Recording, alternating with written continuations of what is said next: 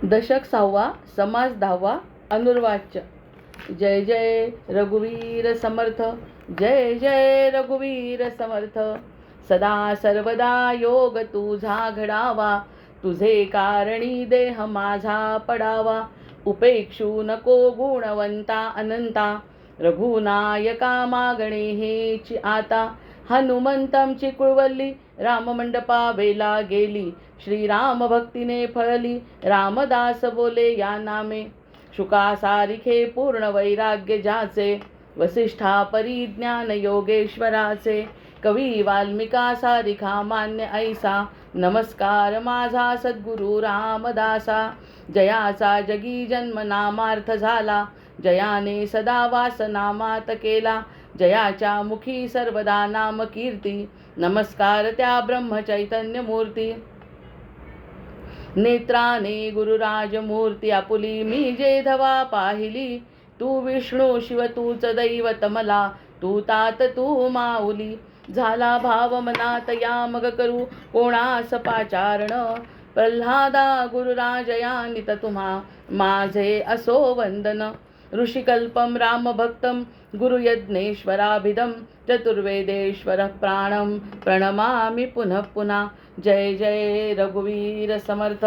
गणेश शारदा चैव सद्गुरु सज्जनस्तथा, आराध्य दैवतं गुह्यं सर्वं मे रघुनंदनः. गणेश शारदा सद्गुरु संत सज्जन कुळेश्वरू, सर्व ही माझा रघुवीरू. सद्गुरु रूपे श्रीराम माझे आराध्य दैवत. परम गुह्य गुह्यातीत गुह्यपणाची मात, न चले जेथे. यो जातो मरुदंश जोक्षित तले, संबोधयन् सज्जनान्. ग्रंथं यो रचयन् सुपुण्यजनकं श्रीदासबोधाभिधं. यः कीर्त्या पठणेन सर्वविदुषां स्वान्तापहारी सदा. सोऽयं मुक्तिकरक्षितौ विजयते श्रीरामदासो गुरुः. मला वाटते अंतरित्वा वसावे, तुझ्या दासबोधासी त्वा बोध व्हावे. अपत्यापरी पाववी प्रेमग्रासा, महाराजया सद्गुरु रामदासा. ब्रह्मानंदं परमसुखदं केवलं ज्ञानमूर्तिं, द्वन्द्वातीतं गगनसदृशं तत्त्वमस्यादिलक्ष्यम्. एकं नित्यं विमलमचलं सर्वधी साक्षिभूतं, भावातीतं त्रिगुणरहितं सद्गुरुं तन्नमामि. गुरुर्ब्रह्मा गुरुर्विष्णु गुरुर्देवो महेश्वरः, गुरुः साक्षात् परब्रह्म तस्मै श्री गुरवे नमः. अनेन प्रियतां देवो भगवान् जानकीपतिः, श्रीरामचंद्र पूर्वेशाम् अस्माकं कुलदैवतं. श्रोता वक्ता श्रीराम समर्थ. जय जय रघुवीर समर्थ, जय जय रघुवीर समर्थ, जय जय रघुवीर समर्थ. दासनवमीचा हा उत्सव सगळीकडे दिमागदारपणे चालू आहे. सगळ्या गुरुगृही आपलं लक्ष गेलं पाहिजे आणि त्या सगळ्या गुरुगृही सुरू असलेल्या त्या मोठ्या उत्तम अशा आनंद सोहळ्याला इथूनच आपण प्रणाम करू आणि आजच्या या निरूपण सेवेला सुरुवात करू. यत्र तत्र सर्वत्र असे आपलं ते तत्व असल्यामुळे आपण इथून सुद्धा मानसदर्शन त्या गोष्टीचं घेऊ शकतो. जाणं झालं तर ठीक, नाही जाणं झालं तरी सद्गुरू म्हणतात तुमच्या हृदयामध्ये माझा वास आहे, तुम्ही त्याचा आनंद घ्या. अशा पद्धतीने हा जो दासनवमीचा सोहळा सुरू आहे त्या सगळ्याचा आपण आनंद घेतो आहे. आणि एक विशिष्ट दिवस असा नाही तर वर्षानुवर्ष असंच आपलं त्याच्याबद्दल चिंतन चालू राहावं हीच कदाचित सद्गुरूंची इच्छा असेल. म्हणून आपल्या हाती आपण असं काही गोष्टी करतो आहे की ज्या नेहमीसाठी आहे. 1-2 दिवसासाठी विशिष्ट मर्यादित न राहता आपण सतत त्याचं मनन चिंतन करतो. ही सगळ्यात मोठी त्यांची कृपा आहे. जय जय रघुवीर समर्थ. याच ठिकाणाहून सगळ्या सद्गुरुगृही आपला हा प्रणाम महाराजांनी स्वीकारला असेलच यात शंका नाही. आपला अनुर्वाच्य जो समाज सुरू आहे, बोलताना समर्थच म्हणतात की मला बोलता येत नाही, न बोलण्यासारखं शब्दांच्या पलीकडलं. आता कवीसुद्धा अनुभव घेतात शब्दांच्या पलीकडले. ते म्हणतात अशी काही भावना आहे की ज्या भावनेचं वर्णन करणं मला शक्य नाही आहे, प्रेमाची भावना. मग ह्या ज्या भावनेला जर वर्णन करताना कवीसुद्धा थिटे आहेत. मोठमोठे कवी महाकवी हे तर सोडून द्या. कवी महाकवी हे तर भौतिक झाले, हे तर प्रकृती दाखवणारे झाले. पण प्रकृतीमध्ये जे अपौरुषेय वेद आहेत, जे भगवंतांच्या श्वासांपासून ज्याची निर्मिती झाली, ते वेदसुद्धा म्हणतात नेती नेती. मी याचं वर्णन करू शकत नाही असा आनंद आहे. कारण माझे शब्द जिथे थांबतील त्या क्षणी जर एखाद्याला अनुभूती आली तर तो क्षण पकडायचा. त्या ठिकाणी ज्ञानाला किंमत शून्य आहे. या इतक्या मोठ्या ज्ञानाला 18 पुराणं त्यांनी जी केली, एक भागवत केल्याशिवाय त्यांना जी शांती मिळाली नाही, तर ते म्हणतात इतकी 18 पुराणं करून जर तुम्ही अतिशय उत्तम शुद्ध हेतू असून सुद्धा त्या भागवत पुराणांमध्ये सुद्धा त्यांना शांती मिळाली नाही. आणि मग त्यांना नारदांनी सांगितलं की तुम्ही भागवत पुराण लिहा. आणि जेव्हा भागवतामध्ये भगवंताच्या लीला ते गायला लागले, त्या दिवशीपासून त्यांना ते शांत वाटायला लागलं. म्हणजे अनुभव घेतल्याशिवाय शास्त्र शक्य नाही. फक्त शंकर परंपरेमध्ये अद्वैत आहे आणि वैष्णव परंपरेमध्ये द्वैत आहे, एवढाच फरक आहे. अद्वैतामध्ये मी आणि तो काही वेगळा नाही असं शंकराचार्य म्हणतात, आणि द्वैतामध्ये वैष्णव लोक म्हणतात की मी त्याचा दास्य आहे, सर्व तो आहे आणि त्याच्या हाताखाली किंवा त्याचं दास्यत्व स्वीकारणारा मी जीव आहे. हा फक्त फरक आहे. प्रत्यक्षात घेतात एकमेकांची अनुभूती ते. हा दास्यत्व भावाने घेतो आणि तो स्वतःला समजून घेतो. मग ह्या सगळ्या गोष्टी खरंच आपल्या शब्दांच्या पलीकडल्या आहेत. आपण अनुभव घेतल्याशिवाय कसं सांगणार. म्हणून समर्थ म्हणतात की गुळाची गोळी मुका माणूस कसं सांगेल. म्हणून मी तुमच्या हातात गुळच ठेवतो ना सरळ. मग गुळ ठेवल्यानंतर तुम्ही खा आणि तुम्ही खाऊन तुमचा अनुभव घ्या. जमलं तर सांगा, नाही जमलं तर मौनात आनंद घ्या. जय जय रघुवीर समर्थ. जमलं तर सांगा. आमच्या मागे इतके वेळा म्हणून काही लोक जे आले त्यांचं कल्याण झालं आहे असं समर्थ म्हणतात की माझा हात ज्यांनी धरला आहे किंवा मला स्वतःला ते सगळं मिळालं आहे, जे माझ्यासोबत असतील त्यांना त्याचा अनुभव आला. तुम्ही पण तोच अनुभव घ्या. आणि या ठिकाणी परमेश्वर आणि संत यांच्यामध्ये भेदच नाही आहे काही. ते तर असे आहे, आपल्याला बुद्धी इथे थिटी पडते की आपण जर एखादी गोष्ट कोणाला दिली तर ती देत असताना आपण दिल्याची भावना असते आणि आपल्या इतपत नको. त्याला फक्त आईवडील आणि गुरु हे फक्त त्याला अपवाद आहे. आईवडील म्हणजे फक्त आपले, तेच आईवडील इतरांसाठी नसतात. फक्त आपले आईवडील म्हणजे मर्यादित संकल्पना आईवडिलांची सुद्धा. आपल्या आईवडील आणि गुरु सर्व व्यापक आहे. ह्यांच्या व्यतिरिक्त कोणीही त्या ठिकाणी प्रेम देऊ शकत नाही. आणि या प्रेमाचा जो अनुभव घेईल तो अनुभव घेत असताना ते म्हणतात माझ्यासारखा तू होशील. म्हणजे मुक्तींची नावं आणि ज्ञानाची नावं आणि त्या संकल्पना आणि त्या आरोहण अवरोहण या सगळ्या गोष्टी तिथे आहेत. शब्दांना किंमतच नाही. ज्या ठिकाणी शब्द ज्या ठिकाणी संपतात आहे, अनुभव मौनामध्ये सुरू होतो आहे, तर ते जे रूप आहे ते रूप किंवा तो अनुभव, तो जो अनुभव आहे ना, तो अनुभव सांगण्याचा प्रयत्न समर्थ करतायत. मग त्यांचं म्हणणं मी जे नाही सांगत ना ते तुम्ही समजून घ्या.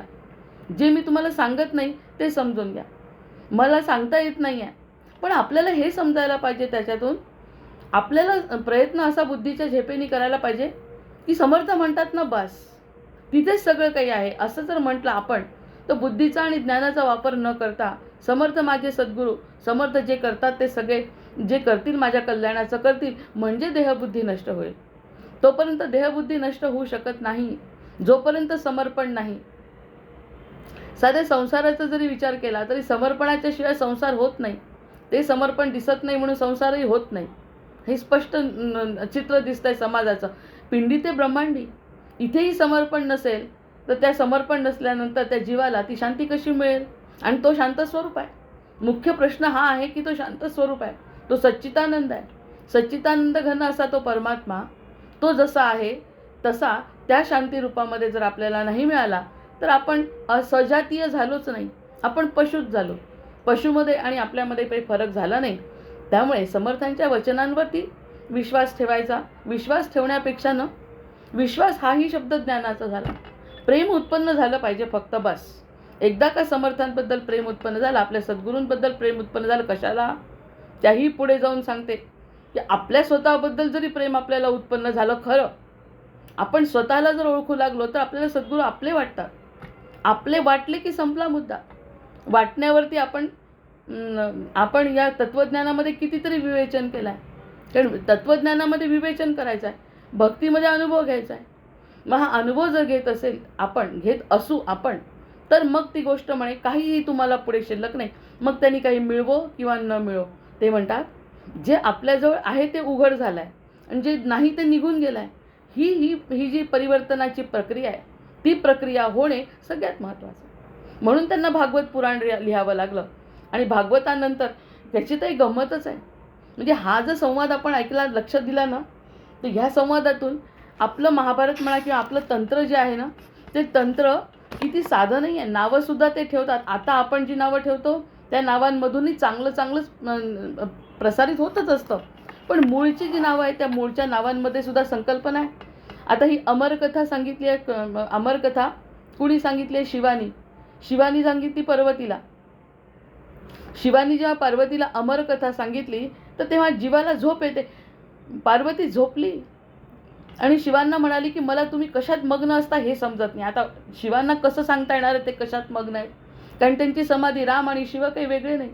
त्याच्यामुळे ते राम म्हणतात रामामध्ये मी लीन आहे, राम म्हणतात मी शंकरामध्ये लीन आहे. एकूण ते एकमेकांचा अद्वैत अनुभवत असतात. मग ही आपली जी माया आहे प्रकृती, तिला होतो त्रास आणि तिला त्रास झाल्यानंतर ती सारखी शंकरांना विचारते, शंकरा मला याच्यावरती काहीतरी द्या. तर त्यांनी सांगितलं एकांतात गेल्याशिवाय मी देणार नाही. म्हणजे जी सुरुवात झाली ती एकांतातच झाली आहे. गुहेत गेले, वरती कैलासाच्या गुहेमध्ये गेले आणि ते म्हणे तुलाच एकटीला सांगतो. आता हे काही न सांगण्यासारखं काय आहे का? म्हणजे हे काही कोणाला ज्ञान मिळू नये अशी इच्छा आहे का? अजिबातच नाही. सगळ्यांना हे ज्ञान अमरकथा आहे ही. अमरकथा असून सुद्धा सगळ्यांना मिळावं अशी अपेक्षा आहे. पण सगळे त्या पात्रतेचे नाही ना, म्हणून तू एकटी चल माझ्यासोबत. कशाला? ती पार्वती सुद्धा त्याची पात्रता नाही हे तिने सिद्ध केल्यानंतर तर बोलावं तरी कुणाशी? शंकरांनी प्रश्न हा पडला, बोलावं तरी कुणाशी? कारण मला समजून घेणारच कोणी नाही आहे. अशी ही अवस्था आहे सुरुवातीपासूनची. मग ती सुरुवातीची अवस्था झाली, ते सगळं घडलं, त्यामुळे तर आपल्याला कळलं की असं असं घडलं. नसती सीता नसती तारा, काय जाहले असते, काय जीवन या या काय सार्थक या जीवाचे हेही कळले नसते. म्हणून खरं त्यांनी लीला केली आहे. माझी ती चिंतनिका आठवली आहे. काय करायचं सीता मंदोदरी तारा ह्यांचं आठवण करून कशासाठी काय केलं त्यांनी? तर काय सार्थक या जीवाचे हेही कळले नसते. म्हणून त्यांनी आपल्यासाठी खरं म्हणजे एवढा मोठा इतिहास लिहून ठेवला. मग ते म्हणाले तू हू करायचं. हुंकार हा सुद्धा परब्रह्माचा शब्द आहे. ओंकाराचा संगीत साम हा ऊ हा जो साम आहे म्हणजे संगीतातला साम वेद जो आहे तो म्हणजे हुंकार आहे. हुंकार म्हणजे हो म्हटलं पाहिजे. जेव्हा आपण आता एकमेकांशी बोलतो तर या ठिकाणी मी एकटीच बोलते सारखं जाणवतं की दुसरीकडून हुंकार पाहिजे काहीतरी. हो पटलं नाही पटलं त्याच्याशिवाय बोलणाऱ्याला कळतच नाही काय की मी काय करतोय. मी बोलतोय ते खरं माझ्या मनातल्या संवेदना पोचतात की नाही असा प्रश्न समर्थांना पडला. तोच प्रश्न शंकरांना पडला. म्हणजे बोलणाऱ्याला काय बोलायचं ते समजलं नाही. हुंकार दे म्हणाले पार्वतीला. पार्वतीला म्हणाले हुंकार दे. तर ती म्हणाली हो मी देते. प्रकृती कशालाही हो म्हणते. प्रकृतीचं असं आहे, आज तुम्हाला आपल्याला म्हटलं कोणी की हा नियम करा, हो म्हणते, करत काहीच नाही. पार्वती हे प्रकृतीचंच रूप आहे ना, शक्ती आहे त्यांची ती. आणि शक्ती कंटाळते. त्यांनी सांगायचा खूप प्रयत्न केला तर शक्तीला असं वाटतंय जाऊ दे, झोपून गेली. म्हणजे झोपून गेली म्हणजे आपल्यात आणि तिच्यात काय फरक दाखवला आता त्यांनी? काहीच नाही. आपणही झोपून गेलो, पण झोपल्यानंतर घडलं असं की ती कथा तिथे संपत नाही ना, अमर कथा आहे ना ती. त्या ठिकाणी म्हणे कुणीही त्या ठिकाणी नको, हे आता त्याच्या विवेचनात जाता येणार नाही. अनुर्वाच्य बोलायचं आहे म्हणून फक्त थोडीशी प्रस्तावना आठवली म्हणून सांगते. जेव्हा त्यांनी सांगितलं कोणताही जीव या ठिकाणी नको, फक्त तू आणि मी या ठिकाणी संवाद होईल. मग तू आणि मी म्हटल्यावर पार्वतीने हो म्हटलं. आला मला गुह्य ज्ञान मिळणार आहे. सुरुवातीला असं वाटतं हे ज्ञान आहे, गुह्य ज्ञान आहे. आपण त्याच्या मागे मागे जातो आणि प्रत्यक्षात ते कंटाळवाणं होतं. काय काय त्याला उपाय आहे? सत्य कंटाळवाणं होतं, याला उपायच नाही. मग त्यावेळी तिथे एका झाडावरती घरटं होतं आणि घरट्यामध्ये एक अंड होतं पोपटाचं. आणि पोपटाचं अंड खळकन खाली पडलं आणि फुटलं. त्याच्यातून शुक निर्माण झाला, म्हणजे पोपट निर्माण झाला. आणि पोपट तिथे येऊन बसला. शुकदेव, आपण शुकदेवाचं नाव घेतोय ना समर्थांच्या बाबतीत म्हणून आठवलं. म्हणजे समर्थांची संकल्पना कशी कितपत आहे त्यासाठी खोलात मी गेली जरा. तर मग तेव्हा कळलं तर शुक येऊन बसला. आणि त्यांनी सांगितलं होतं कोणताही जीव नको, त्यामुळे तो आत्ता जन्माला आला आहे. आधीपासून त्यांच्या संवादाच्या वेळी नाही आहे. अर्धा संवाद झाल्यावरती तो आलेला आहे. आणि त्याला इतकं गोड वाटलं. म्हणजे जो जीव आहे ना, जो आता या ठिकाणी पार्वती म्हणजे प्रकृती आणि हा जो पोपट आहे ना हा जीव, सांगा सांगा सांगा मी खूप आतुर आहे, मी नाही झोपणार, मी झोपणार नाही, मी खूप आतुर आहे. म्हणजे ती अमरकथा ऐकण्यासाठी मी आतुर असलेला जीव असेल तर मग त्याचं सार्थकच होणार आहे ना. मग ही पार्वती झोपली आणि ह्यांनी सांगितलं हुंकार जर बंद झाले तर ज्ञान अर्धवट राहील. म्हणून हा हुंकार द्यायला लागला. हूं करायला लागला. आणि शंकरांनी ती सांगायला सुरुवात केली. पूर्ण कथा संपली सांगून शुकांनी ते पूर्ण ग्रहण केली.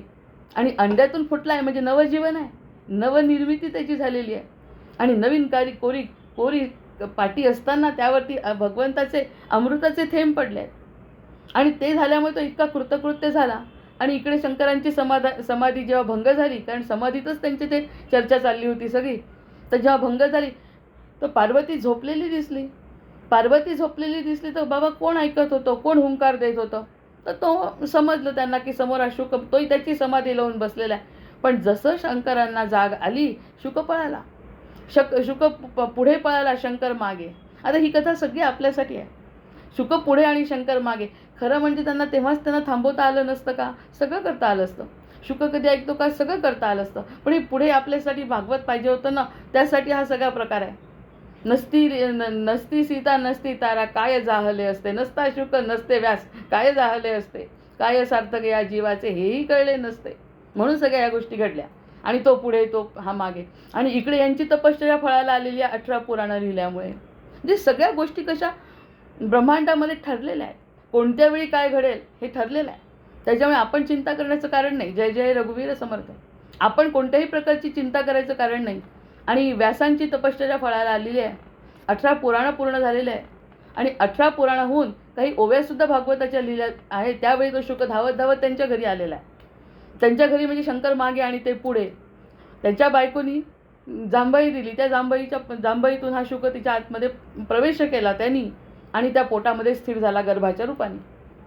आणि त्याला सगळं ज्ञान असल्यामुळे त्याला अजिबात घाई नव्हती. फक्त शंकरापासून लपायचं होतं. बाकी दुसरी काही घाई नव्हती. जसा तो आकाशाचे ब्राह्मण आहे, अशी ही कथा आहे.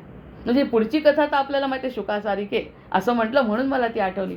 मग ते जेव्हा स्थिर झाले गर्भामध्ये आणि यायला तयार नाही, मला गर्भातून बाहेर पडायचं नाही. ती बाई क्षीण झाली. 12 वर्ष झाली तरी त्याच्या आतमध्ये म्हणजे तपश्चर्या चालली आहे.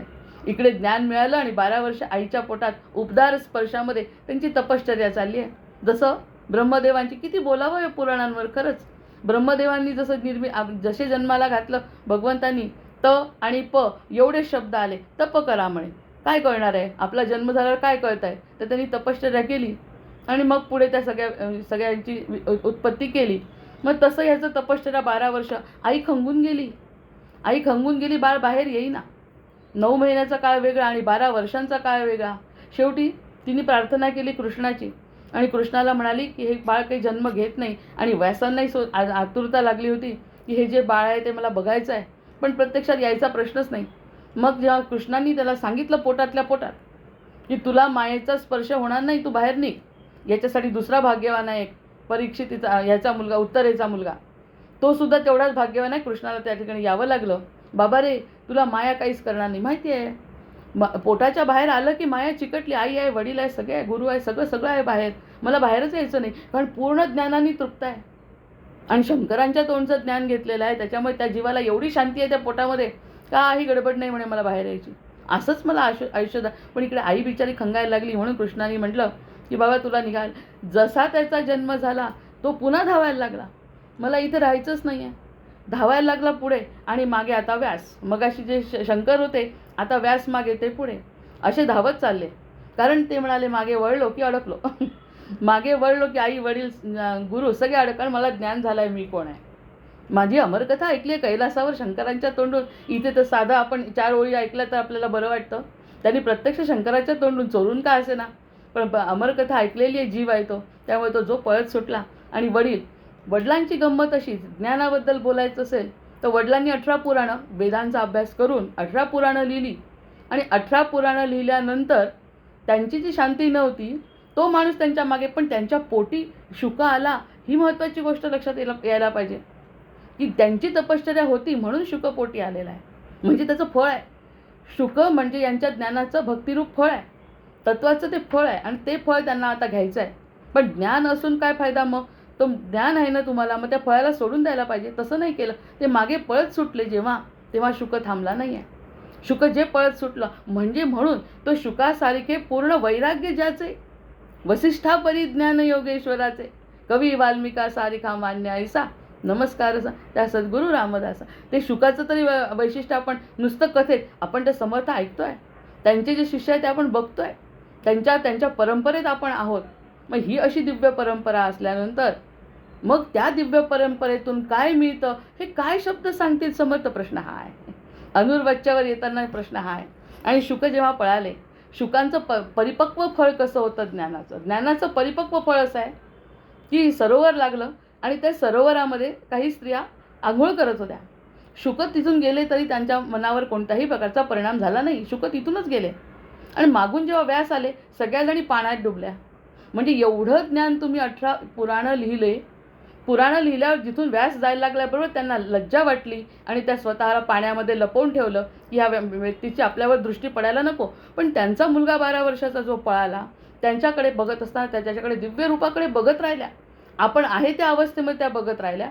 तेव्हा मग व्यासांनी प्रश्न विचारला शुकाला की असं कसं झालं? तर त्यांनी सांगितलं की आपण स्त्री पुरुष या भेदाच्या वर गेल्याशिवाय त्याचा अनुभव मी घेतला ना ब्रह्मदेव शंकराकडून, म्हणून या बायकांना ते माझा ऑरा कळला.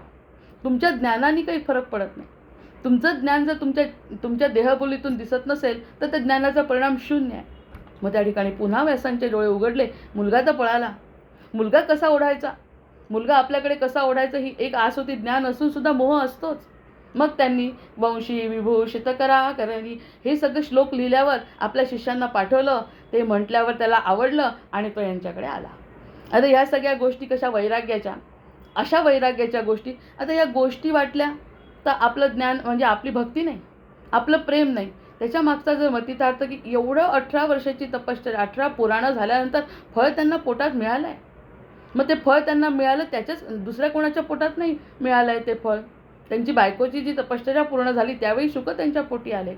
मग ते शुकदेव कसे होते? त्या शुकदेवांनी पुढे परीक्षिताचा उद्धार केला. या सगळ्या गोष्टी कशासाठी आहेत? या सगळ्या अमरकथा आहेत.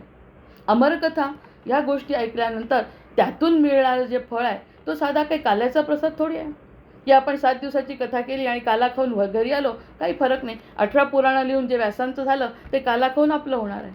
त्यामुळे त्यांनी म्हटलं हा अनुभव. मग हा अनुभव ते म्हणतात मी कोणत्या शब्दात सांगू? फक्त आता मी जे सांगत नाही त्यांच्यावर जे मी इतकी बोलली आहे त्याचा अर्थ कुठेतरी काहीतरी कळलं आहे म्हणून आपण बोललो आहे. मग असं बोलणं चालू राहावं ही अपेक्षा आहे समर्थांची. माझ्या शब्दांवरती आता अवलंबून राहू नका. तुम्ही तुमची स्वतःची कल्पनाशक्ती वाढवा. स्वतःच्या कल्पनाशक्तीनंतर तुम्हाला जर काही जाणवलं मग तुमचं सुद्धा बोलणं कमी होईल. हा अनुभव आहे माझा. म्हणतात बोलणं कमी झाल्याशिवाय अनुर्वाच्य समासच तो आहे. मग ह्या गोष्टीवर आपण स्थिर झाल्यानंतर आपल्याला कळतं येतं ऐसा जो शुद्ध लक्षांश. आता ह्या अमरकथेचा शुद्ध लक्षांश आहे. ही जी अमरकथा आहे त्या अमरकथेचं जे फळ आहे ते अमरत्व देणार आहे. अमरकथेचं फळ अमरत्व देणारं. मग तो जीव का झोपला, पार्वती का झोपली? पार्वती का झोपली? कारण अज्ञानात आहे जीव. पूर्ण ज्ञान घेण्याची तयारी नाही. झोप येणं म्हणजे पूर्ण ज्ञान घ्यायची तयारी नाही. म्हणजे आपल्यासारखी अवस्था आहे. आपण ऐकतो आणि झोपून जातो. हे अवस्था म्हणून तो शुक पळाला आहे. या सगळ्या गोष्टी जेव्हा कळतात त्या पुराणं जेव्हा वाचतो वेगळ्या दृष्टीने तेव्हा कळतं काय गहन अर्थ आहे त्यामध्ये. मग हा जो शुद्ध लक्षांश आहे हा तोच जाणावा पूर्वपक्ष. आता हे जे सांगितलं आहे ना, आत्ता तुमच्या समोर जे आलं आहे ना तो लक्षांश खरा आहे. आत्ता तुम्हाला कळत नाही असं वाटणं ते माझ्यासाठी खूप महत्त्वाचं आहे. आपल्याला जे कळतं त्यावरती बुद्धी थांबते. आपल्याला हे कळलं, मला असं झालं, मला तसं झालं, माझं असं झालं, माझ्यामध्ये ही सिद्धी आली, ह्या गोष्टी कळतात ना ते कळल्याच नाही पाहिजे असं त्यांचं म्हणणं. जे मला कळत नाही, ज्ञानराज प्रभू इतकं सुंदर सांगतात. काय बोलावं याच्यावरती? खरं बोलण्यासारखं म्हणजे बोलण्यासारखी गोष्टच नाही आहे. त्यांनी सांगितलं मला कळत नाही हे ज्याला कळतं तो आत्मा आहे म्हणे. मला काही कळत नाही त्याला जे कळतं तो आत्मा आहे आपला. तो स्वतः साक्ष देतो की तुला काही कळत नाही. आज साधंच एक उदाहरण की दुपारी जेव्हा आपण हे 7 रंग दिसतात म्हणे आपले आपले आकाशातून सप्तधनुष्य जे दिसतात, सप्तरंग इंद्रधनुष्याचे जे दिसतात, तो म्हणे इकडे एवढा मोठा रंग, इकडे एवढे मोठे रंग मोठमोठे आणि मध्ये फक्त एक अशी त्रिकोणी छोटीशी पट्टी 7 रंगांची तेवढीच फक्त आपल्या दृष्टीला पडते. म्हणजे एका सायंटिस्टनी प्रूव्ह केलं की फक्त मधला जो गोल आहे 7 रंगाचा बिब्ग्योर तानापिही अनिजा एवढाच त्रिकोण आपल्याला दिसतो. प्रत्यक्षात या त्रिकोणाला जोडणारा इकडे पण खूप आहे आणि इकडेही खूप आहे. दृष्टी जात नाही म्हणजे नाही दिसत. मग ते माझ्यासाठी अतर्क्य नाही आहे का? ते माझ्यासाठी अनुर्वाच्य नाही आहे का? मग ते जर मला वाटलं की अनुर्वाच्य आहे, तिथपर्यंत दृष्टी गेली तर मग मला कळत नाही असं मला वाटतंय. नाही तर मला सगळं कळते असं मला वाटते. आता हा प्रत्येक प्रसंग जेव्हा आमच्या डोळ्यासमोर येतो आणि समर्थ आपल्यासमोर आणतात त्या गोष्टी, बघ आता एवढाच भाग दिसतो, बाकीचा दिसत नाही, तुला तर वाटत होतं एवढाच आहे, प्रत्यक्षात मी एवढा आहे, इकडे पण तेवढाच आहे तिकडे पण तेवढाच आहे. मग असं जेव्हा आम्ही गणितात शिकलो होतो मग 10वीला, की रेषा निघाली तर ती दोन्हीकडून इकडे तिकडे जाते, ती कुठे थांबत नाही. आणि त्याला सेगमेंटमध्ये थांबवलं, 2 रेषा मारल्या तर ती इथेही थांबते इथेही थांबते, मग ती सेगमेंट होते. आणि रेषा ही अनिर्बंध असते, कितीही लांब जाऊ शकते दोन्हीकडे ॲरो जेव्हा असतात तेव्हा. असा दोन्हीकडे ॲरो असलेला माझं ब्रह्मांड आहे. त्यामुळे तुला थांबवता कसं येईल ते सांगू नाही शकत. त्यापेक्षा असं म्हण, मला काहीच कळत नाही. मग ते म्हणतात हा जो शुद्ध लक्षांश तोची जाणावा आता पूर्वपक्ष, तो पूर्वपक्ष जाणावा म्हणतात. म्हणजे मला काही कळत नाही ह्यापासून सुरू करा आज, मग तुम्हाला काहीतरी विशेष कळेल जे तुम्हाला आतापर्यंत कळलं नाही. तो पूर्वपक्ष म्हणजे पाटीकोरी करा. सरळ सरळ अर्थ याचा असा आहे, हे की नाही मला जास्त असं समजलं आहे पण सांगताना त्रास होतो आहे. सांगताना असं वाटतं हे शब्द माझे पूर्ण होत नाही आहेत, की जे कळलं आहे आता जे कळलं आहे ना त्यांनी सुरुवात करा आजपासून, म्हणजे तुमचा पुनर्जन्म झाला असं समजा. आणि आता ज्या तुमच्यासमोर घटना घडतील, आता ज्या वस्तू सगळं काही तुमच्यासमोर जेव्हा येईल, तुमचं आयुष्य नवीन झालं आहे असं समजून आजपासून नवीन अंक लिहायला सुरुवात करा. मागचं सगळं विसरून जा, सगळा मागचा भाग हलका करून द्या. आज आमचा जन्म झाला बस, आणि आज जन्म जसा शुकाचा जन्म झाला आणि तो पळाला, तसा मायेमध्ये न अडकता फक्त अनिर्वाच्य असा अनुभव घेण्याचा प्रयत्न करा. बाकी ज्ञानाची गरज नाही असं समर्थांचं बोलणं आहे. आता यामध्ये माझ्या मतीप्रमाणे जे मला पटलं ते सांगितलं. मग यामध्ये आपण जो विचार करू तसा तसा भगवंत आपल्यासमोर रूप धारण करतो, त्या प्रकारे आपल्याला ते समजवतो. ऐसा जो शुद्ध लक्षांश, असा जो शुद्ध लक्षांश आहे, म्हणजे ही जी पूर्ण कथा किंवा हे जे निरूपण आहे ना, ते निरूपण हे ज्ञान नसून अनुभव आहे. जय जय रघुवीर समर्थ, जे त्यांना अपेक्षित आहे. तुम्ही या शब्दाचा अर्थ घेऊ नका, तुम्ही त्याच्यातून काय मी द्यायचा प्रयत्न करतो ते अमृताचे कण तुम्ही घ्या म्हणतात आहे. मग स्वानुभव तो अलक्ष लक्षला न वचे. मग जो स्वानुभव येईल ना तुम्हाला, आलेला आहे, खूप जणांना आलेला आहे, आणि तो जो स्वानुभव येईल ना तो त्याचं या वाचेनी वर्णन करता येणार नाही. आणि असं जर घडलं नसेल की मला वर्णन करता येत आहे, म्हणजे तो अनुभवच नाही. ज्याचं वर्णन मला करता येत, आतापर्यंत सगळ्या गोष्टींचं वर्णन केलं. मला जी मुलगी झाली ती अतिशय सुंदर आहे, देखणी आहे, दिसायला ती अशी करते, ती तशी करते, ती इतकी हुशार आहे, ती एवढी चारित्र्य संपन्न आहे, इतकी गुणी आहे, आणि हे सगळं सांगता येतं, हे सगळं मला वर्णन करता येतं. माझ्या हाताने जी निर्मिती झाली असं मला वाटतं, त्याच्या सगळ्या निर्मितीचं वर्णन मी अतिशय उत्तम करू शकते. माझे वडील असे होते, माझा नवरा असा होता, माझा मुलगा असा आहे, मी ज्या ठिकाणी शिकवत होते ते विद्यार्थी असे आहेत, जी शाळा आहे ती शाळा अशी, सगळ्यांचं वर्णन मी करू शकते. म्हणजे ज्याच्यासाठी मी जोडल्या गेली, माझा मी अहम जिथे जोडला गेला त्या ठिकाणी सगळ्याचं वर्णन मी करू शकते. पण हा अहम जर मोठ्या अहममध्ये आपण सामील केला तर त्याचं वर्णन करता येणार नाही. जसा थेंब पाण्यामध्ये मिसळला, लाट पाण्यामध्ये मिसळली की लाटेला वर्णन करता येत नाही समुद्र कसा आहे, इतरांनी बघावं तो समुद्र कसा आहे, ती त्याचा अनुभव घेऊ शकत नाही. हा त्याचा सरळ अर्थ आहे. ती त्याचा अनुभव घेते, ती बोलू शकत नाही, कारण ती त्यामध्ये अशी मिसळून जाते की त्या ठिकाणी येणारा अनुभव ती कसं सांगणार कोणाला, कोणत्या शब्दात आणि कसे शब्द वापरणार. कारण त्यासाठी शब्द थिटे आहेत. कारण लक्षीला न वचे, तो मनाने आपल्या वाचेतून वाणीतून हा अनुभव देता येत नाही. हा अनुभव समर्थ असे शब्द वापरून का म्हणतात, म्हणजे आपण असं समजायचं की समर्थांना तो त्या क्षणी येतोय. अरे मला खूप काही सांगायचं आहे आणि ते सांगता येत नाही आहे मला. मग तुम्ही पाटीकोरी करा. पाटीकोरी केल्यावर जर तुम्हाला हा अनुभव आला तर मग बाकी तो तुम्ही घ्या. ह्यासाठी मी तुम्हाला सांगतोय. वाचू नका नुसतं, पारायण करून ते होणार नाही, पारायणाने ते होणार नाही. त्यामुळे तुझा एकेका शब्दाचा एक तरी अनुभव घे, आणि मग फक्त समर्थ किती प्रेमळ आहे एवढा जरी अनुभव घेतला ना तरी बाकी सगळं मी पाहतो. त्या ज्ञानाची गरज तुला ठेवत नाही शिल्लक. प्रत्यक्षात मी हा जो ग्रंथ बोलते आहे, हा ग्रंथ मी आपल्यासोबतच काढते, उघडते. आपण जेव्हा या ठिकाणी बसतो ना त्याच वेळी उघडते.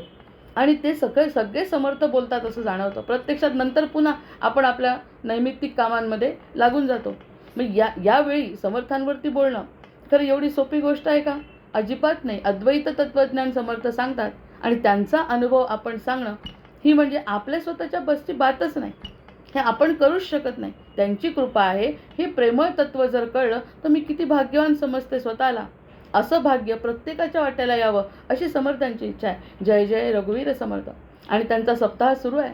या सप्ताहामध्ये त्यांच्या ज्या काही तरल संवेदना आपल्यापर्यंत जर पोहोचत असतील तर आपली सगळी सेवा त्यांच्या चरणी अर्पण होते असा भाव मनात निर्माण व्हायला काही हरकत नाही. हे जेथे गाळून सांडिले नभा, जो अनुभवाचा गाभा. आता ह्याच्यातलं सगळं वाईट निघून जायचं. गाळून टाकायचं आहे सगळं वाईट अनुभव, प्रकृतीचे अनुभव, पदार्थाचे अनुभव सगळे सोडून द्यायचे. पदार्थाचे अनुभव वर आणि गाळलेला जो गाभा आहे खाली तो प्रेमाचा. तो प्रेमाच्या गाभ्यावरती आपलं लक्ष गेलं पाहिजे. गाळून टाकायचे वरवरचे सगळे अनुभव. दोनच गोष्टी लक्षात ठेवायच्या, पदार्थ आणि ऊर्जा. आपण ऊर्जेकडे ओढल्या गेल्यावर बाकी पदार्थांकडे लक्ष देण्याचं ते कारण नाही. त्याचं जर गाळलेलं जेथे गाळून सांडिले नभा, जो अनुभवाचा गाभा, तो अनुभवाचा गाभा आला असेल तर तो पकडून ठेवायचा 5 मिनटं. जर हा अनुभव आला असेल तर तो 5 मिनटं, 10 मिनटं, 15 मिनटं जसा वेळ मिळेल तसं त्याच ज्ञानामध्ये जर राहिलो, त्या अनुभवात. ज्ञानाचा काही संबंधच नाही या ठिकाणी. ज्ञान हे उगीच बोलणं आहे की हे शब्द मला समजावून सांगायचे आहेत म्हणून हे बोलणं आहे. प्रत्यक्षाचा अनुभव दिवस रात्र 24 तास. बॅकग्राऊंडला काही लोक म्हणतात बॅकग्राऊंडला श्रीराम जयराम जय जयराम माझ्या वाजत असतं असं म्हणणारे लोक आहेत की मी काही का करेना, काही का बोलेना, पण माझ्या मागे माझ्या इथे मला ऐकू येतं की श्रीराम जयराम जय जयराम असं. किती ताकद असली पाहिजे त्या शब्दांची. मग हा जो अनुभवाचा गाभा तैसा तोही उभा कल्पित केला. मग आता उभं काय करायचं डोळ्यासमोर, कल्पित उभा केला तो जो न समजणारी गोष्ट आहे त्याला उभं करा म्हणतात मनाच्या समोर. आत्तापर्यंत तो मनामध्ये येतच नव्हता कारण मन त्या ठिकाणी गुंततच नव्हतं. मन त्या ठिकाणी गुंतल्यावर मग प्राधान्यक्रम जेव्हा मनाने दिला तेव्हा बाकी आपण ती गोष्ट गुंतवून ठेवून या सगळ्या गोष्टी करू शकतो. म्हणजे आता जो अनुभव आला त्यासाठी मनाला त्या ठिकाणी गुंतवल्यानंतर जो काही अनुभवाचा गाभा आहे तशा प्रकारची कल्पना केली. स्वर्गाची कल्पना, वैकुंठाची कल्पना, विरजा नदीची कल्पना, सद्गुरू आपल्यासोबत असल्याची कल्पना, त्यानंतर असलेले परब्रह्म कल्पना. त्या कल्पनेमध्ये 5 मिनटं रमा. आता नुसत्या शब्दांवरती भर असतो आपला की शब्द वाचून आपण आतापर्यंत फरक जाणवतोय की नाही. जसं जसं वर चढतोय तसा तसा दासबोध सुद्धा कसा उंचीवर जातोय. सुरुवातीला त्यांनी सगळी माया ब्रह्म हे सगळं सांगितलं समजावून, सगुण पूजा सांगितली. त्याच्यानंतर सगळ्या गोष्टी त्यांनी स्पष्ट केल्या या समासामध्ये. त्या सांगितल्यानंतर आता जर काही थोडा अनुभव असेल तर त्या अनुभवाला कल्पना करा. आता ती कल्पना करा, डोळ्यासमोर आणा. आणि डोळ्यासमोर आणण्याला कोणीही बाधा करू शकत नाही. प्रत्यक्षात मी कोणालाच काही त्रास देत नाही. मला बाहेर जायचं नाही, मला पैसा नको, मला कपडे नको, मला माझी कल्पनेत रमायचं आहे. माझ्या कल्पनेमध्ये जर रमायचं असेल तर माझ्या कल्पनेला कोण बांध घालू शकतं? मी स्वतःची समर्थ आहे स्वतःची कल्पना करण्याला. आत्तापर्यंत कल्पना आपण संसाराची केलीच ना. असं चांगलं होईल, तसं चांगलं होईल करत करत आपण कर्म केलेच ना नित्य. त्यातूनही आपल्याला फळ मिळालंच आहे ना. पण ते फळ टिकाऊ नसल्यामुळे आपण इकडे वळलो आहे. प्रत्यक्षात फळ आपण केलं आहे, इतके कष्ट केले आहे, इतके सद्गुणांनी वागलेलो आहे, सदाचरण केलेलं आहे, कोणाला दुखवलं नाही, त्यामुळेच तर आपल्याला या समाजामध्ये स्थान आहे. पण त्या स्थानातून मिळालेलं जे फळ आहे तो थोडासा अलिप्तपणा आला पाहिजे. कारण हे सगळं आपल्यासोबत काहीच येणार नाही. इतकं केलेलं, इतकं जे सगळ्या संसारासाठी केलेलं आहे कष्ट, मानसिक आणि शारीरिक आणि आर्थिक मानसिक कष्ट सगळे आपण इतके केले, त्याचे गुलाम बनलो चक्क आपण संसाराचे. तरी संसारात शेवटी कोणी म्हटलं तर आपल्यासमोर नवीन नवीन जेव्हा घटना येतात, आई वडील गेले की मुलं लागलीच आपले घरदार विकायच्या कामी लागतात. मग त्या वडिलांना आयुष्य ज्याच्यासाठी घालवलं आपण तर त्या मुलं बाळाचं त्या घराच्या मागे लागतात. असे की त्या आईवडिलांची किंमत शून्य ती ठरते. आणि ह्या ज्या संवेदना आहेत त्या सगळ्या पटत असतात एकमेकांना. मग यामध्ये किती गुंतून राहायचं, किती जीव लावला या सगळ्या गोष्टींसाठी. असं जर काही घडत असेल, आता जर तुम्हाला नवीन अनुभव आला काहीतरी माझ्यामुळे म्हणजे समर्थांमुळे, समर्थ म्हणतात माझ्यामुळे मी अनुभव घेतला आहे. मी या ठिकाणी रामरायांना स्वतः समोर बघितलं आहे आणि ते रामरायांचं स्वरूप मी बघितल्यानंतर ज्या प्रचितीबद्दल मी तुम्हाला बोलतो आहे ती प्रचिती ही आली आहे तुम्हाला की मला काहीच कळत नव्हतं आत्तापर्यंत. बास इथे थांबलं तरी समर्थांना पुष्कळ आहे. मला काहीही समजत नाही, आता माझी पाटी कोरी झाली. आता समर्थांनी सांगितलं रामराया दिसतोय का डोळ्यांनी, मग त्या रात्री त्याचं चिंतन मनन करून जर झोपलं म्हणजे आपल्या थोड्या संसारातून वृत्ती थोड्याशा परमार्थाकडे म्हणजे आपल्या आराध्य अनेन प्रियताम देवो भगवान जानकी पती श्रीरामचंद्र पूर्वेशाम अस्माकम कुलदैवतम. माझं कुलदैवत आहे राम. आणि जो समोर नारायण दिसतोय ना, सूर्यनारायण, त्यांच्या वंशात जन्मलेला आहे. म्हणजे समोर नारायण असताना रामाची आठवण का नाही यायला पाहिजे? आपला स्वतःचा अंश त्यांनी या ठिकाणी आपल्यासमोर दिला आहे. कोण म्हणतो देव नाही? अशा कल्पना करा म्हणतात आहे. हे माझं स्वतःचं बोलणं आहे. समर्थ म्हणतात अशा कल्पना करा. मग कल्पित केला. करत होतो का भगवंताची कल्पना? त्या मानसशास्त्रज्ञांनी जेव्हा विचारला प्रश्न की तुमच्यासाठी कोणतं महत्त्वाचं आहे, कोण महत्त्वाचं आहे, त्यांनी सगळ्यांची नावं घेतली, दूर दूरपर्यंत नावं घेतली. प्रत्यक्षात त्यांनी देवाला काही स्थानच दिलं नाही ना. मग ज्याचा अंश आपण आहोत त्याला स्थान नाही. तर देव म्हणतो पुन्हा जन्म घे. जोपर्यंत तू माझं नाव घेत नाही, जोपर्यंत तू स्वतःला ओळखत नाही, तोपर्यंत तू जन्मच घेत राहा. माझं काही हरकत नाही, माझं काही अडलं नाही. जर माझ्याकडे आला तर तुला जो होणारा आनंद आहे त्या आनंदातून मी आनंदी होत असतो रे. प्रत्यक्षात तुझं नुकसान झालं तरी मला त्रास होतो. कोण म्हणतं मला त्रास होत नाही? मग या सगळ्या त्रासातून जर मुक्ती व्हायची असेल तर निदान माझ्यावर विश्वास ठेव. असं आहे ते गोष्ट सगळी. मग अनुभवाचा गाभा ऐसा तोही कल्पित केला. आणि जो अनुभवाचा गाभा आला, जो समर्थांना मान्य झाला, जो समर्थांना अनुभव आलेला, आपण अनुभवानी त्याच्यावरती कल्पना शक्ती चालवायची. आपण कल्पनेनी वैकुंठातही जाऊन यायला काय हरकत आहे? आपण भगवंताच्या मांडीवर बसायला काय हरकत आहे? अडीवऱ्याला आमची जी कुलदैवत आहे त्या ठिकाणी लक्ष्मीला मांडीवर घेतलं आहे. मूर्तीच अशी आहे लक्ष्मीनारायणाची. नारायण उभा आहे म्हणजे असा उभ्यासारखे बसले आहे आणि मांडीवर लक्ष्मीला घेतलं आहे. आणि तिचं मंगळसूत्र खाली लोंबतं कारण ती आडवी आहे. भगवंताच्या मांडीवर आडवी आहे. आपण कल्पना करू आपणच भगवंताच्या मांडीवर आडवं पडलो आहे. तर काय कल्पनेला कोण बाधा करेल? ज्या ठिकाणी लक्ष्मी आणि विष्णू आहेत त्याच ठिकाणी मी पण आहे. भक्त येतातच. मग भक्तांसाठीच तर मी उभा आहे म्हणतात. तशी कल्पना केली. मंगळसूत्र माझं आडवं आहे. या सगळ्या कल्पना आपण करू शकता. जे पाहिलं त्याची कल्पना करू शकता. आतापर्यंत त्याकडे दृष्टीच गेली नाही. हा प्रश्न आहे. आता समर्थ कृपेने अशी आणि हे जे 7-8 दिवस आहेत ना, ते समर्थांची ऊर्जा इतकी जास्त आहे आता असं म्हणतामध्ये की समर्थ कृपा जाणवलीच पाहिजे प्रत्येकाला. हे तर अगदी पहिलं तंत्र आहे. नंतर मिथ्या कल्पनेपासून झाला. मिथ्या कल्पनेपासून झाला करेपण कैसे असेल त्याला, म्हणून तिथे अनुभवाला ठावायची नाही श्रीराम. आतापर्यंत मिथ्या कल्पना केल्या, संसाराचं चित्र उभं केलं, कष्ट केले, सगळं केलं, पण अनुभव नाही आला. कारण तो आनंदी नाही झाला. आनंद हा वेगळी घटक आहे. सुख आणि दुःख हे वेगळं आहे. सुख दुःख वेगळं आहे आणि आनंद गोष्ट वेगळी आहे. सुख दुःख असताना आपण आनंद नाही घेऊ शकत. सुख वेगळं, सुखात आनंद छान वाटतं. समाधान आणि आनंद या सगळ्या गोष्टी वेगळ्या आहेत. आणि प्रत्येक जीवाला समाधान वेगळ्या पद्धतीने मिळतं. हे एक मोठी टॅग करून ठेवली आहे भगवंताची लीला की जे आपलं मागच्या जन्मीचं असेल ना तेवढं धरूनच आपण पुढे जाऊ शकतो. म्हणजे पुनर्जन्मांवर पूर्ण कल्पना माझा विस्तार चालू शकतो यावर की आधी जे आठवत होतं वयाच्या 3ऱ्या वर्षी सत्याचा शोध घ्यावं वाटणं, ही संकल्पना 3ऱ्या वर्षाच्या मुलीला असू नाही शकत. असं तर माझं स्पष्ट मत आहे की 3ऱ्या आणि 4थ्या वर्षी असं वाटायला लागलं की हे काही खरं नाही. असं कसं वाटू शकतं? इकडे नुसतं वाटलं, त्यावरती काहीही उपाय केला नाही, कोणी लक्षही दिलं नाही, आपल्याकडे कोणी लक्ष, पण मनात संकल्पना तीच की काही खरं नाही. हे इतकं सुंदर संसार आणि इतकं सुंदर आयुष्य मिळालं तरीसुद्धा हे काही खरं नाही. म्हणजे कुठेतरी बॅक ऑफ द माइंडमध्ये समर्थांची कृपा होती. म्हणजे तशाच प्रकारे नाही तर तुटत नाही बांध, तटातट बांध तुटत नाही. अडकलेले जे असतात धागे ते तुटत नाहीत. समर्थ जर आपल्या जीवनात असतील, आपले सद्गुरू जर आपल्या जीवनात असतील तर हे शक्य आहे. नाही ह्या जीवामध्ये काही ताकद नाही. आपण या पृथ्वीवर उभं राहतो एवढीच ताकद आहे आपल्यामध्ये. बाकी खाली वर खाली जाण्याची ताकद आपली आहे. वर जाण्याची फक्त समर्थांच्या शिवाय वर जाऊ शकत नाही. त्यामुळे समर्थांचा हात मागच्याच जन्मी पकडला गेला असेल. त्यामुळे समर्थ कृपा होते. मग मिथ्या कल्पनेपासून झाला. ही जी मिथ्या कल्पना आहे ती सोडली. तुझे विना अनुभव. त्यावेळी अनुभव हे बोलण्याची तो व्हावं या कारणे नाही ठावं अनुभव असे. हा काही अनुभव असतो का? असं काही असतं का? दिसतं ते खरं असतं असं वगैरे जे काही कल्पना असते ते अनुभवामुळे, अनुभव नसल्यामुळे बोललं जातं. अनुभव जे घेतात आणि आचार्यसुद्धा, शंकराचार्यसुद्धा अनुभवावर बोल देतात. इतकं सगळं केल्यानंतर जर व्यासांचं तर 18 पुराणं, त्यानंतर आपल्या शंकराचार्यांनी सुद्धा किती रचना केल्या आहेत, किती त्यांना ज्ञान होतं, तरीसुद्धा विश्वनाथाला समोर प्रगट व्हावं लागलं. त्यांच्या ज्ञानामुळे आणि तपश्चर्येमुळे विश्वनाथ प्रगट झाले.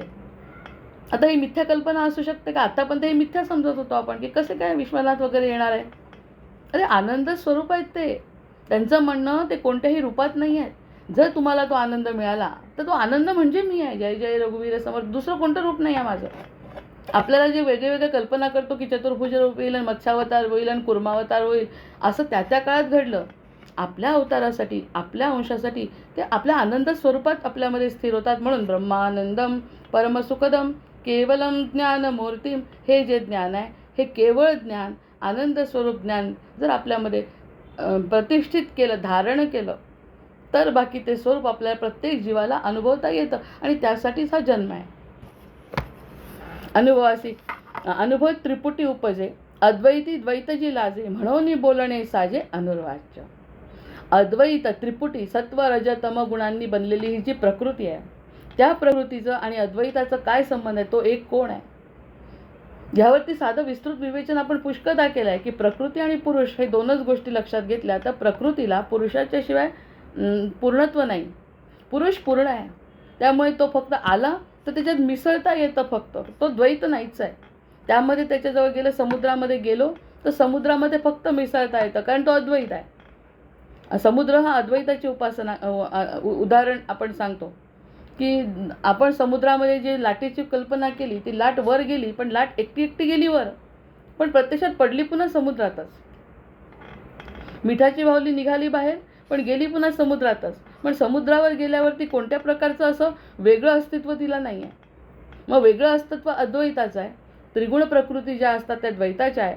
अशा ज्या द्वैताचा अनुभव, तर त्याचा जो अनुभव आहे, द्वैत आणि अद्वैताचा जो अनुभव आहे, तो अनुर्वाच्य आहे. दिवस रजनीचे परिमित्य करावया मूळ आदित्य, तो आदित्य गेलिया उर्वरित, त्यासी काय म्हणावे श्रीराम. आता उदाहरण त्यांनी दिवस रजनीचे परिमित्य. दिवस आहे का रजनी आहे, दिवस आहे का रजनी आहे, प्रकाश आहे का अंधार आहे, हे सांगण्यासाठी आदित्याला उगवावं लागतं. समर्थ म्हणतात प्रकाश आहे की अंधार आहे हे सांगण्यासाठी सकाळी 7 वाजताचा सूर्योदय जेव्हा होतो तेव्हा प्रकाश नाहीसा होतो. प्रकाश आणि दिवस आणि रजनीचं वेगळेपणा जर सिद्ध करायचं असेल तर आदित्याला उगवावं लागतं. तसं मायेमध्ये आहे का प्रकृती, मायेमध्ये आहे का पुरुषाकडे आपलं लक्ष आहे, त्याच्यासाठी ज्ञानाचा सूर्य उगवायला पाहिजे ना. ज्ञान सूर्य उगवल्यावर प्रकृती आणि पुरुष कळतं. प्रकृतीमध्ये आहे का पुरुषामध्ये आपण आहे लक्ष, हे ज्ञानसूर्याशिवाय कसं कळेल. हे सूर्यसुद्धा साधं उदाहरण नाही, प्रकाश. चंद्र फक्त त्याच्याकडून घेतलेला प्रकाश शीतलता देतो फक्त, प्रत्यक्षात ज्ञानाचं काम सूर्यच करतो आहे. म्हणून सूर्यवंशी श्रीराम आणि चंद्रवंशी पूर्णावतार आहे कृष्णांचा, तो प्रश्न नाही. पण सूर्यवंशी श्रीरामांबद्दल जर बोलायचं असेल तर ज्ञानसूर्य जर उगवायचा असेल तर आपल्याला दिवस आणि रजनी काय ते कळलं पाहिजे. विरोधाभास, जीवनाचा विरोधाभास कळला पाहिजे. सुख आणि दुःख एकाच नाण्याच्या बाजू आहेत एवढं कळलं तर साक्षीभावाने बघणारा जो आत्मा आहे तो सूर्याच्या प्रकाशातून निर्माण झालेलं ते तेज आहे, ते सत्य आहे. येत आहे ना लक्षात, कळत आहे ना. मला जे सांगायचं ते की त्या म्हणतात दिवस रजनीचे परिमित्य करावयामुळे आदित्य, तो आदित्य गेली या उर्वरित, त्याचे काय म्हणावे. आदित्य निघून गेल्यावर उरतं ते काय. आदित्य जर निघून गेला तर उरलेला अंधार आहे. आदित्य जर नसेल तर उरलेला अंधार आहे. अंधार म्हणजे प्रकृती. असा एक उदाहरण घ्यायला हरकत नाही. आदित्य निघून गेल्यावर अर्थातच उरतो तो, आणि अंधारामध्ये सूर्याचं किरण पडलं की होतो तो प्रकाश. त्यांनी सांगितलं की मग आमची तर इतके जन्माची पाप आहे. एक प्रश्न विचारला होता कोणीतरी, आमची इतक्या जन्माची पाप आहे ती कशी काय पूर्ण होतील. तर ते काय म्हणतात, त्याचं उदाहरण किती सुंदर दिलं आहे आदित्याचंच. पुन्हा ते म्हणतात की 1000 वर्षापासून बंद असलेली खोली, एखादा पडका वाडा आहे, 1000 वर्षाचा बंद आहे, खूप दिवसाचा बंद आहे, आणि तो जर उघडला आणि त्याच्यावरती सूर्याचं किरण एक पडलं तर 1000 वर्ष बंद असलेला अंधार राहत नाही ना शिल्लक. तो एका किरणाने परावर्तित होतो आणि पुन्हा घर पूर्ण प्रकाशमय होतं. 1000 वर्षाचा असो, 2000 वर्षापूर्वीचा बंद असो की आत्ताचं बंद असो, त्याला काही फरक पडत नाही. त्याचं म्हणणं, मी आलो ना तुमच्या जीवनात की अंधार गेला, फक्त माझं येणं महत्त्वाचं आहे. एकदा मी आलो म्हणजे अंधार टिकूच शकत नाही. किंबहुना याचा अर्थ असा आहे की तो नाही म्हणून अंधार दिसतो. जय जय रघुवीर समर्थ. तो नाही म्हणून अंधार दिसतो. तो आला की अंधाराला राहताच येत नाही. सूर्याच्या समोर अंधार टिकूच शकत नाही. मग ह्या सगळ्या गोष्टी असल्यावर दिवस रजनीचे परिमित्त करावयामुळे आदित्य, तो आदित्य गेली उर्वरित, त्यासी काय म्हणावे. तो अंधारच आहे. आदित्य निघून गेल्यावर आहे तो अंधार आहे. आदित्य असताना आहे तो प्रकाश आहे. आणि दोन्ही दिवस रजनी जर समजायचं असेल तर सुख आणि दुःख हे जर जीवन पाहिलं तर सुख दुःख पाहणारा जो साक्षी आत्मा आहे तो म्हणजे सूर्य आहे. तो तिकडून उगवणारा सूर्य असो की आमच्या हृदयातून प्रगट झालेला आत्मा असो, आत्म्याचं तेज असो, आत्म्याचा ज्ञान असो, हा आमचा ज्ञान सूर्य उघडल्यावर मग दिवस रजनी सारखे वाटतात, सुख दुःख सारखे वाटतात. बालपणीचा, तारुण्यातला, म्हातारपणचा आणि मरणारा मी एकच वाटतो, कारण तो मी एकच आहे. बाकी सगळं बदललं, तो मीच आहे. हे बघणारा आत्तासुद्धा शाळेत जाऊन बसावं वाटतं, वाटणारा कोण आहे? मी आहे. प्रत्यक्षात देह तसा नाही आहे. आता देहाला कोणीही परवानगी देणार नाही की तुम्ही शाळेत जाऊन लहान मुलासारखे कल्पना करा. ते देह नाही, पण तो मनात तर तेच चाललं आहे त्याच्या की मी बाल आहे. मग तो कोण आहे? तो ज्ञानसूर्य आहे. तो तो बघतोय. माझं बालपण बघितलं, तारुण्य बघितलं, वार्धक्य बघितलं आणि शेवट पण तो बघणार आहे. पण तो देह निघून गेल्यावर जो बघतोय तो आत्मा आहे. मग तर उरलेलं काय आहे? तर तो प्रकाश आहे. अंधाराच्या नंतर आलेला जो त्याच्यावरचा प्रकाश आहे, त्या प्रकाशामुळे अंधाराची हिंमतच नाही तिथे राहायची. हे आपण दिवसरात्रीच्या उदाहरणावरून बघतो. तोच नियम आपल्यालाही लागू आहे. मग अविद्या राहणार नाही. विद्या आली, ज्ञानच सूर्य प्रगटला की विद्या आलीच. आणि ती विद्या म्हणजे कर्मकांड नव्हे, हे ज्ञान नव्हे, हेच की मी कोण आहे. ह्याचा अनुभव जो घेतो त्याला बाकी करायची कलियुगात तर अजिबातच गरज नाही. काही सिद्ध करण्याची गरज नाही, काही मला मिळवायचं नाही, काही सिद्ध करायचं नाही. मला जे आहे ते मिळालं आहे. हरवले ते गवसले का, गवसले ते हरवले का. मग अशा प्रकारची जी कवी कल्पना आहे ती फक्त कवी करतात का परमार्थिक क्षेत्रात संत करतात? मग तो अनुभव घ्यावा. अनुभवी त्रिपुटी दिवस रजनी शब्द मौन्याचा विचार. आता शब्द आणि मौनाचा जर विचार केला, भावया मूळ ओंकार. आता ते म्हणजे ओंकाराकडे जावं लागेल आपल्याला. ओंकार जे मूळ अ उ म आणि अर्धी मात्रा यापासून जो ओंकार प्रणव जो उत्पन्न झाला सुरुवातीला सृष्टीच्या पूर्वी, म्हणजे भगवान विष्णूंना, महाविष्णूंना जेव्हा वाटलं की पृथ्वीची उत्पत्ती करावी तेव्हाचा जो ओंकार आहे, तो जो त्याचा नाद आहे, त्या नादापर्यंत शब्द मौन्याचा. आणि इकडे मी बोलतोय त्या मानाने तो नाद आणि स्पंदनं कशी आहेत? त्या नाद आणि स्पंदनं म्हणजे शंकराचं डमरूच्या 28 त्याचे जे निनाद निघतात, त्या निनादावर एक उपनिषद आहे. शंकरांच्या डमरूच्या निनादात त्यांच्या नृत्यावर एक उपनिषद आहे. सूर्यबिंदू उपनिषद आहे. हे सगळे उपनिषद इतके त्यांच्या नावाचे आहेत. तर इकडे शब्द मौन्याचा विचार व्हावा. मग हे जर विचार व्हायचा असेल तर ओंकाराकडे जावं लागेल. जसं आपण आपल्या बाबतीत जर शोधायचं असेल तर आपण आपल्या आईवडिलांच्या आणि आपल्या गोत्रापर्यंत जसं जातो तसं शब्दाची निर्मिती ओंकारातून म्हणजे अवकाशातून आहे. आकाशातून ब्रह्म शब्द निर्मिती झाली. कमाल आहे या देवाची.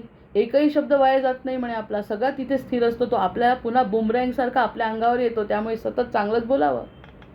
मग ती जी शब्द मोडण्याचा विचार वाहता गुण ओंकार, तो ओंकार गेली या उच्चार कैसा करावा. तो ओंकारापर्यंत जायचा आहे. तो ओंकार आणि आपल्यामध्ये असलेला आत्मा एकच आहे. किती मोठं केलं आहे समर्थांनी किंवा या संतांनी आपल्याला, आणि आपण किती छोट्यामध्ये गुंतलो आहे. हा आत्मा ओंकाराचा अंश आहे. ओंकार हे सगळ्या ब्रह्मांडाचं सुरुवातीचं बीज आहे. त्या बीजामधला हा आत्मा आहे. आणि हा आत्मा जे काही बोलतो आहे ते सगळे त्याचेच शब्द आहेत. त्याचे शब्द असल्यामुळे त्याचा उच्चार, त्या अनुभवाचा उच्चार आता मी कसा करू. हे सगळे शब्द सांगणं इथपर्यंत ठीक आहे. वेदांचं वाचनसुद्धा, ऋग्वेद वाचला, अथर्ववेद वाचला, सामवेद वाचला, सगळं वाचलं ते बरोबर आहे, कारण हे प्रकृतीत आहे ते सगळं वाचता येतं. पण ओंकाराचा नाद जो सुरुवातीला लोक समाधी अवस्थेत घेतात, त्या नादाला काय नाव द्यायचं. कारण हा जीव त्या नादापर्यंत जेव्हा पोचतो तेव्हा त्याचा उच्चार कसा करायचा. म्हणून ते ओंकाराची साधना करत बसतात. ते काहीच बोलत नाही.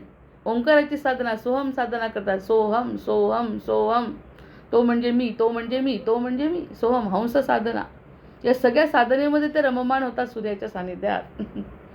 सूर्याच्या सानिध्यात. आणि इकडे आता ही जी महाशिवरात्री आहे, सूर्य आणि चंद्राची एक वेगळ्याच प्रकारची जी स्थिती आहे महाशिवरात्र. त्या दिवशी शिवतत्व कसं जागृत होतं हे सगळं त्या लोकांना माहिती होतं आधीपासून. मग त्या ओंकाराचा उच्चार केल्यावर त्यामधून निघणारे स्पंदनं एक तर शंकरालाच सांगता नाही आलं. पार्वतीसारखी स्त्री असून सांगता नाही आलं. ती झोपून गेली. हा तिसराच कोणीतरी आला आणि त्याने ते ज्ञान पळवलं. ती अमरकथा पळवली. हे सगळं घडत असतं. मग इकडे पार्वतीची स्थिती आहे. तो आनंद घेण्यासाठी काय शब्द सांगू म्हणतात. तो आनंद घ्या, एकदा तरी घ्या आणि अमर व्हा. देह गेला तर देह जाओ अथवा राहो, आपण अमरत्व प्राप्त करायचं क्षण. इंग्लिश लोकसुद्धा हाच म्हणतात की दृष्टी वळवली तितके, जर या क्षणी मला आनंद मिळत असेल ना, तर तो आनंद माझा स्वतःचा आहे. भविष्यातला आनंद संपलेला आहे, भूतकाळात काय कोणी माहिती नाही, या क्षणाचा भरोसा नाही. त्यामुळे या क्षणात जर आनंद होत असेल, हा आनंद पकडून ठेवा. ते ओंकाराचं रूप आहे आणि त्या ओंकाराची साधना म्हणजे त्याच्याशी आपला योग जोडणे, अशा या गोष्टी आहेत. किती मोठं तत्त्वज्ञान आहे. या तत्त्वज्ञानावर चिंतन म्हणजे खरंच आपलं भाग्य आहे. चिंतन, आता त्याचा अनुभव कधी येईल काय येईल तो आपल्या समर्थांच्या हातात किंवा आपल्या साधनेवर अवलंबून आहे. पण काय गोड ग्रंथ हाती पडलाय म्हटल्यावर कृतकृत्यता जाणवते. नंतर दिवस रजनी शब्द मोजण्याचा विचार व्हावयामुळे ओंकार तो ओंकार गेली, हा उच्चार कैसा करावा. अनुभव आणि अनुभविता, अनुभव आणि अनुभविता सकळ ये मायेची करता, ते मायामुळी नसता त्यासी काय म्हणावे श्रीराम. अनुभव आणि अनुभविता. आता देहाचं महत्त्व सांगितलं आहे, प्रकृतीचं महत्त्व सांगितलं या ठिकाणी. अनुभव कुठून येतो? अनुभव प्रकृतीतूनच येतो. म्हणजे देह आहे म्हणून अनुभव येतो ना. आपण म्हणतो ना, देह म्हणजे देह गेल्यावरचा अनुभव चालत नाही. देह गेल्यावर कसला अनुभव आहे? मग ते स्वर्ग नरक कल्पना असतील त्या वेगळ्या आहे, पण देह गेल्यावर कोण अनुभव घेईल आपला. म्हणून अनुभव आणि अनुभविता सकळ ये मायेची करता. हे सगळं मायेकरता येतं, ते मायामुळी नसता त्याची काय म्हणावे. माया नसेल तर त्याला काय म्हणायचं. म्हणजे माया किती आवश्यक आहे, आपल्या चुका किती आवश्यक आहे, आपण पश्चाताप करणं किती आवश्यक आहे, आपण क्षमा करणं किती आवश्यक आहे, आपण जागृत होणं किती आवश्यक आहे. सगळ्या गोष्टी आवश्यक आहे. जे घडलं ते आवश्यकच आहे, जे घडतं आहे ते आवश्यक आहे, आणि जे घडणार आहे तेही आवश्यक आहे. कोणतंच अनावश्यक असं काही नाही या पारमार्थिक क्षेत्रामध्ये. मलाच का हा प्रश्न फक्त प्रकृतीत पडू शकतो, पुरुषाच्या बाबतीत ते नाही. मग इतकं असं तरल असं जे तत्व आहे, त्या तरल तत्वापर्यंत जर जीवाला जातं तर हलकेपणा येणार आहे. जबरदस्ती नाही, ताण नाही, कोणत्या प्रकारचं काही मिळवायचं नाही. मग अनुभव आणि सकळ ये मायेची करता, ते मायामुळी नसतं त्याची काय म्हणावे. पण माया पाहिजे ना. मायेमधूनच हा मायाधीशाचा अनुभव घेता येतो. हे तर आपण पहिल्याच दिवशी पाहिलं की आपला जर देह नसेल तर आत्म्याचा अनुभव कसा घेता येईल. नुसते आत्मे भूतासारखे जर समोर आले तर आपण म्हणतो भूत आहे आणि आपण त्याच्याजवळ येत नाही. गेलेले आत्मे जरी म्हटलं की यायचं आहे तर आपण घेणार आहे का त्यांना घरात. असलाही आपलीच व्यक्ती जी असली तरी आपण त्यांना घरात गेलं, संपली, योनी संपलेली आहे.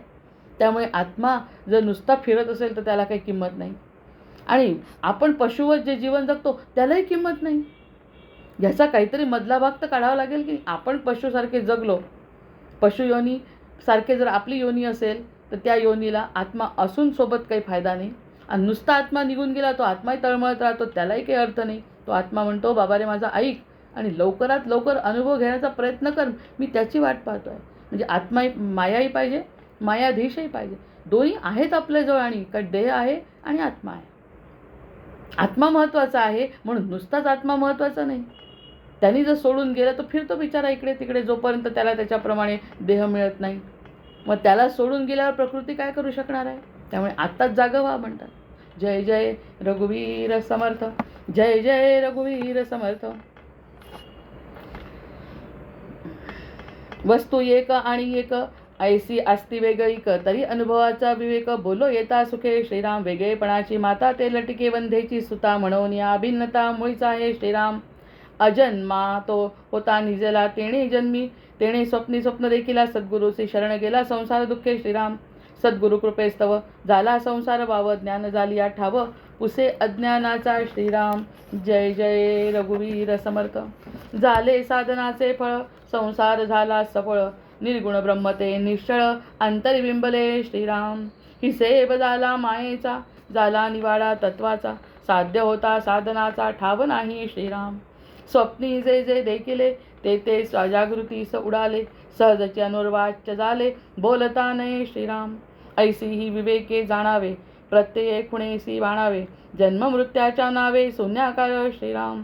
भक्ताचे निसाभिमाने, कृपा केली दाशरथीने. समर्थ कृपेची वचने, तो हा दासबोध श्रीराम. 20 दशक दोन्हीसे समास, साधके पाहावे सावकास. विवर्ता विशेषा विशेष, कळो लागे श्रीराम. ग्रंथाचे करावे स्तवन, स्तवनाचे काय प्रयोजन. येथे प्रत्ययास कारण, प्रत्ययो पहावा श्रीराम. देहे तव पाचा भूताचा, करता आत्मा तेथीचा, आणि कवित्व प्रकार मनुष्याचा, काशावरुनी श्रीराम. सकळ करणे जगदीशाचे, आणि कवित्वची काय मानुषाचे, ऐशा अप्रमाण बोलण्याचे काय घ्यावे श्रीराम. सकळ देहाचा झाडा केला, तत्वसमुदाय उडाला, तेथे कोण्या पदार्थाला आपुले म्हणावे श्रीराम. ऐसी ही विचाराची कामे, उगेच भ्रमो नये भ्रमे, जगदेश्वरे अनुक्रमे, सकळ केले श्रीराम. जय जय रघुवीर समर्थ, जय जय रघुवीर समर्थ. वंदे देवं विष्णुमशेषस्थितिहेतुं, त्वामध्यात्मज्ञानभिरन्तर्हृदि हेया हे यद्वन्द्वविहीनं परमेकं, सत्तामात्रं सर्वरदुष्टं ऋषिरूपं. प्राणापानौ निश्चयबुद्ध्या रुधिरुद्ध्वा, स्थित्वा सर्वसंशयबन्धं विषयौहान्. पश्यन्ति शं यं गतमोहायतयस्तं, वन्दे रामं रत्नकिरीटं रविभासम्.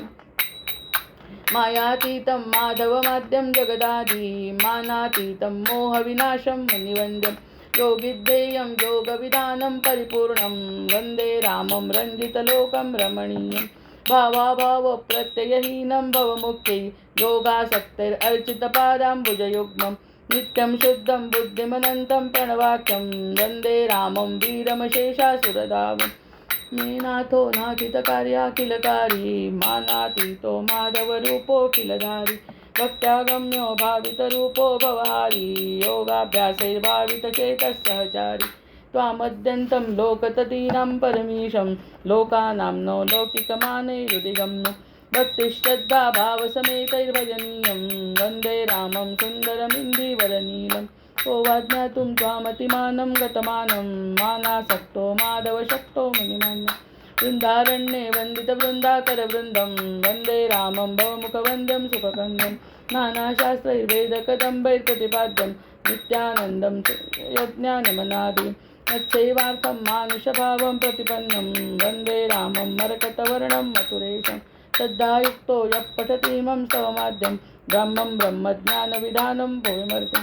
रामं श्यामं कामिदकामप्रदमीशं, ध्यात्वा ध्यात्वा पातकजालैर्विगतः स्यात्. सीताकान्तस्मरण जय जय राम, महारुद्र हनुमान की जय. जय जय रघुवीर समर्थ, गर्जन भव बीजाचे वर्जन सुख, तर्जन यमदूताचे राम गर्जन. बोला राम राम राम, बोला राम राम राम, बोला राम राम. आवाहनं न जानामि तवार्चन, पूजाञ्चैव न जानामि. क्षम्यतां परमेश्वर, क्षम्यतां परमेश्वर, क्षम्यतां परमेश्वर. जय जय रघुवीर समर्थ.